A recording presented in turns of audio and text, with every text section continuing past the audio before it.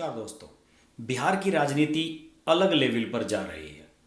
अलग लेवल पर किस लिए जा रही है कि बिहार में इस बार ये समस्या नहीं है कि किसका किसके साथ गठबंधन हो रहा है, किसका किसके साथ गठजोड़ चल रहा है, कौन किस पार्टी में आ रहा है, किस पार्टी में शामिल हो रहा है। बल्कि इस बार सबसे ज़्यादा फोकस पार्टियां इस बात पर कर रही हैं कि किस तरीके से दलित वोट और युवाओं के वोट हथियाए जाए। एक बड़ी राजनीति शुरू हुई है और लालू प्रसाद यादव की पार्टी, जो कि इस प्रदेश में, बिहार प्रदेश में भ्रष्टाचार के लिए जानी जाती है और चारा घोटाले में लालू प्रसाद यादव सजा काट रहे हैं और ना जाने कितने इस तरह के मामले विवाद इस पार्टी के साथ रहे हैं। आज उस पार्टी का नेतृत्व जब युवा तेजस्वी यादव के हाथ में आया है तो उन्हें युवाओं की सूझ रही है। तेजस्वी यादव ने हाल ही में एक पोर्टल लॉन्च किया और कहा कि इसके माध्यम से हम युवाओं को नौकरी दिलवाएंगे, उन्हें अपनी पार्टी से जोड़ेंगे। इस तरह की बात पहले कभी नहीं कही लालू प्रसाद यादव की पार्टी ने। हमेशा यादव, मुस्लिम, ये सब वोट बैंक अपनी जेब में रखा और अपना काम निकालते रहे।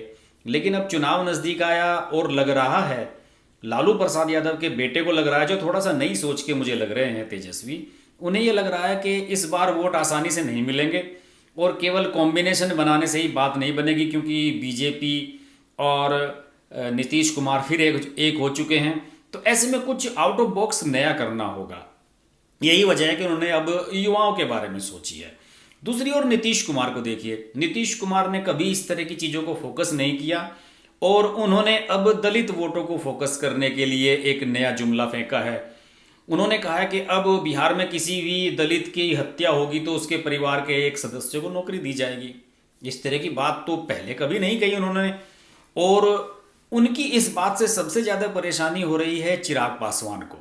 रामविलास पासवान के बेटे चिराग पासवान, जो कि लोक जनशक्ति पार्टी को इस समय रन कर रहे हैं और काफ़ी समय से नीतीश कुमार पर हमला बोल रहे हैं, नीतीश कुमार को टारगेट करके चल रहे हैं, उनके बारे में उन्हें सबसे ज़्यादा परेशानी हुई है नीतीश कुमार की इस घोषणा से।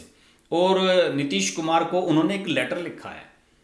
चिराग पासवान ने उस लेटर में नीतीश कुमार से ये कहा है कि अगर आपकी ये घोषणा चुनावी घोषणा नहीं है तो आप पिछले 15 साल में जितने भी दलित मरे हैं उनके परिवार के एक एक सदस्य को सरकारी नौकरी दिलाएं, वरना आपकी बात फेक है और आप केवल वोट के लिए कर रहे हैं। चिराग पासवान ने कहा है कि SC/ST समाज का कहना है कि इसके पूर्व 3 डिसमिल जमीन देने का वादा भी सरकार ने पूरा नहीं किया था, जिससे अनुसूचित जाति और जनजाति समाज को निराशा हुई थी। हत्या एक अपराध है और अपराधियों में डर न्याय प्रक्रिया का होना चाहिए ताकि हत्या जैसे जघन्य अपराध ना हो, और आप उन लोगों को नौकरी देने की बात कर रहे हैं। तो इस तरह की बातें चिराग पासवान ने कही। उन्होंने कहा कि चिराग पासवान ने यह भी कहा है कि अगर किसी दलित पर अत्याचार होता है तो उसे जो है कि फास्ट ट्रैक कोर्ट में निपटाया जाना चाहिए। इस तरह की घोषणाएं करें आप। दरअसल हुआ क्या है, मैं आपको बताता हूं इसकी बैकग्राउंड क्या है। नीतीश कुमार की चिंता है चिराग पासवान, क्योंकि चिराग पासवान ज़्यादा सीटें मांग रहे हैं। पिछले चुनाव की तरह 41 सीटें के करीब चुनाव में लड़ना चाहते हैं, लेकिन पिछले बार बीजेपी के अलावा कोई दूसरी बड़ी पार्टी एनडीए में नहीं थी, इसलिए चिराग पासवान को 41 सीटें दे दी गई थी। इस बार जेडीयू फिर आ गई है और लगभग 100 के करीब, 110 के करीब सीटें बीजेपी और नीतीश कुमार आपस में बांटने वाले हैं। तो ऐसे में चिराग पासवान के लिए ज़्यादा गुंजाइश नहीं बचती है। वो चाहते हैं कि ज़्यादा सीटें उन्हें दी जाएं। दूसरी ओर नीतीश ने जीतन राम मांझी को वापस जोड़ लिया है अपने साथ। जीतन राम मांझी भी महादलित नेता हैं और ये माना जा रहा है कि जीतन राम मांझी को नीतीश अपने नज़दीक इसलिए लाए हैं जिससे कि चिराग पासवान और उनकी पार्टी की ब्लैकमेलिंग से बचा जा सके और उनकी अकल ठिकाने लगाई जा सके। चिराग पासवान भी ये बात समझ रहे हैं, इसलिए उन्होंने अब तक ये स्पष्ट नहीं किया है कि वो नीतीश कुमार के साथ हैं या नहीं, वो एनडीए में हैं या नहीं। चिराग पासवान डबल गेम कर रहे हैं। चिराग पासवान एनडीए में हैं, लेकिन उसके बावजूद भी उन्होंने ये मार्केट में ये बात फैला दी है कि हम बीजेपी के खिलाफ नहीं हैं, लेकिन नीतीश कुमार जहां कैंडिडेट खड़ा करेंगे हम उनके खिलाफ कैंडिडेट उतार सकते हैं। यानी कि हमारा विरोध नीतीश कुमार से है, बीजेपी से नहीं है। ये मैसेज चिराग पासवान क्लियर दे रहे हैं। और वो ये भी जानते हैं कि जीतन राम मांझी अगर पार्टी में आए, मतलब एनडीए का पार्ट हुए, तो निश्चित रूप से 10, 12, 15 सीटें जीतन राम मांझी की पार्टी को भी मिल सकती हैं।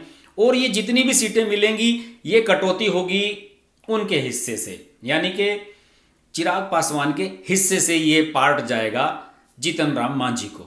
अब स्थिति यही है कि दलित वोटों को लेकर लड़ाई छिड़ गई है। सबसे बड़ी बात मुझे इसमें यह नजर आ रहा है कि बीजेपी इस मामले में खामोश है। और मुझे तो ऐसा भी नजर आ रहा है कि शायद बीजेपी ने नीतीश कुमार को कह दिया है कि गो अहेड, कि आप आगे बढ़िए, जो कर सकते हो कर लीजिए, इसी बहाने चलिए इस बार रामविलास पासवान की पार्टी से भी पल्ला झाड़ लिया जाए। क्योंकि चिराग पासवान ने इसी तरह की धमकियां देकर 6 सीटें ले ली थी लोकसभा की, और अपने पिताजी रामविलास पासवान को राज्यसभा भिजवा दिया था और खुद भी सांसद बन गए थे। तो अब मुझे लगता है कि इसी बहाने से बीजेपी चाहती है, और बीजेपी को यह लग रहा है कि चिराग पासवान के बिना भी बीजेपी और जेडीयू मिलकर आसानी से सरकार बनाने की स्थिति में है। तो ऐसे में अगर चिराग पासवान से पल्ला झाड़ लिया जाए तो क्या बुराई है।